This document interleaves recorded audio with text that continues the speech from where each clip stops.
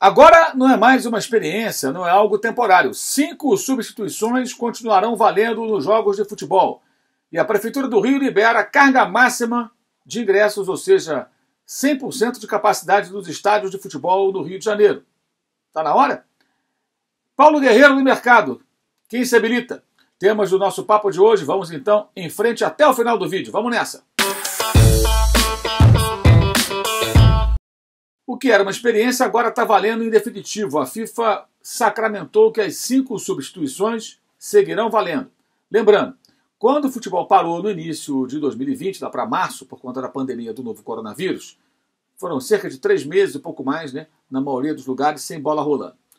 Quando o futebol volta, foi decidido que haveriam não 3, mas sim 5 alterações durante um período como uma experiência. Por quê? Foi um longo período de jogadores sem poder treinar adequadamente, fora da melhor forma, muitos foram infectados pela Covid, outros seriam infectados eventualmente pela Covid, como ainda acontece.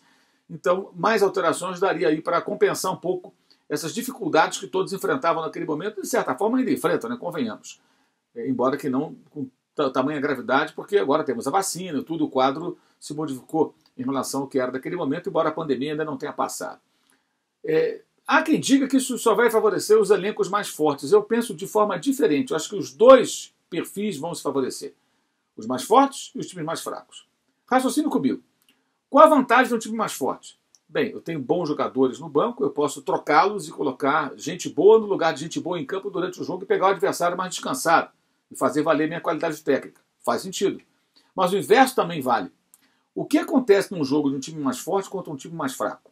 O mais fraco, ele se desgasta fisicamente muito mais, porque ele fica correndo atrás do adversário o tempo todo, sem a bola, para marcar, fechar espaço, para impedir que o adversário tecnicamente superior consiga se impor e fazer os gols.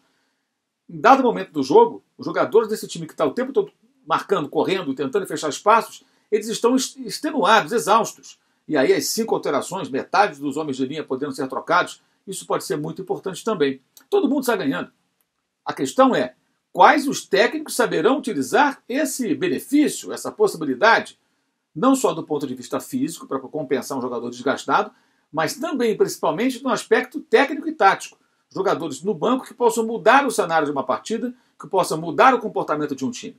E aí, não são todos os técnicos que sabem fazer isso, não. Alguns se enrolavam nos tempos das 2 substituições, com 3 mais ainda, com 5, e vão arrancar os cabelos. Problema deles. Para o futebol, eu acho que é interessante essa possibilidade de mais trocas, ainda mais com os calendários loucos do futebol pelo mundo, especialmente aqui no Brasil. A Prefeitura do Rio liberou a capacidade máxima, 100% de público dos estádios de futebol da cidade, né? Então teremos no Rio de Janeiro, já nessa semana, Maracanã, São Januário, recebendo, aí, ao que tudo indica, o máximo de torcedores que esses estádios comportam, o que não acontece desde o pré-pandemia, né? Desde fevereiro, mais ou menos, do ano de 2020. Aí muita gente pergunta se é a hora. Bem, me parece muito pretensioso, né, afirmar se é ou não o momento. Porque isso depende de uma série de fatores, de informações, de análises que as autoridades cariocas devem ter feito essas análises, eu imagino. Mas também tem um outro lado, que é o seguinte, né? As pessoas estão vacinadas, nós temos agora mais de metade da população brasileira vacinada em 2 doses. Então você tem um número grande de pessoas que, em tese, pode frequentar o estádio de futebol. Porque a vacina, embora não, como qualquer vacina, ela não vai impedir que o vírus possa ser transmitido, ela diminui drasticamente. E ela existe para quê? O que a ciência fez nesse período de pandemia? Primeiro mandou ficar em casa, né, para evitar que o vírus se espalhasse. Depois mandou todo mundo vacinar. E é o que as pessoas estão fazendo aqui no Brasil, em grande número, apesar de alguns loucos anti-vacina.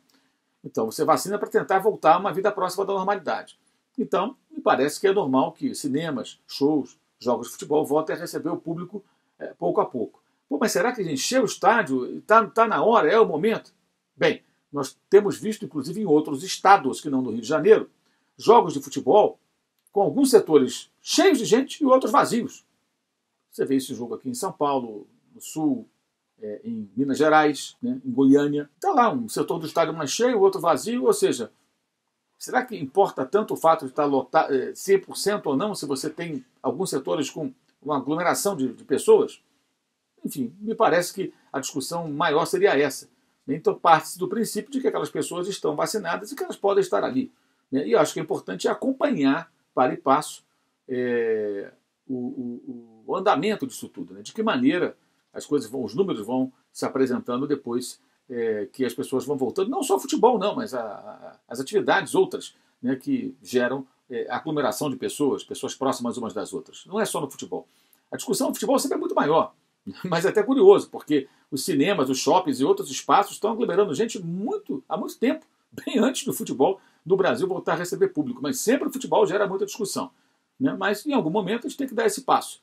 Eu não me sinto em condições de afirmar é a hora ou não é a hora. Espero que as autoridades do Rio de Janeiro, políticas e sanitárias, tenham tomado essa decisão de forma coerente, madura e em cima de fatos concretos, de números, de dados que possam dar segurança ao cidadão que vai ao jogo de futebol. Paulo Guerreiro conseguiu a sua melhor média de gols num clube brasileiro com a camisa do Internacional, 0,44.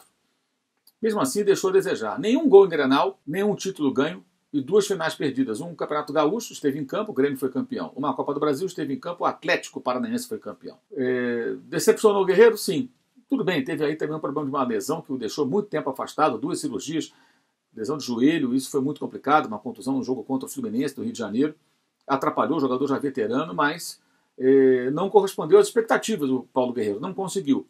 Não só por culpa dele, por responsabilidade dele, porque ele teve uma contusão séria e ninguém se machuca porque quer. Mas ele está na pista aí, está ainda querendo jogar. E aí a pergunta é, quem é que se habilita? Bem, ele pode ser útil sim para alguma equipe do futebol brasileiro, que procura um centroavante experiente, que faz um ótimo pivô, não é tão goleador, mas pode colaborar, especialmente se ele se adequar financeiramente àquilo que essa equipe, esse clube, eventualmente possa pagar.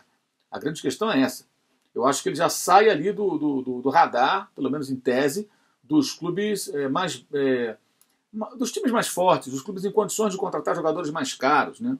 Durante um bom tempo ele trafegou Corinthians, Flamengo, Inter, talvez ele tenha que ir para clubes um pouco menores, ou até clubes grandes, mas que não vivem um momento muito bom e podem pagar menos, mas querem contar com ele. O mercado vai mudando para o jogador veterano, é normal que seja assim. E com o Guerreiro não será diferente, evidentemente, especialmente depois de uma passagem no Internacional, como no Flamengo, abaixo daquilo que dele se esperava. Qual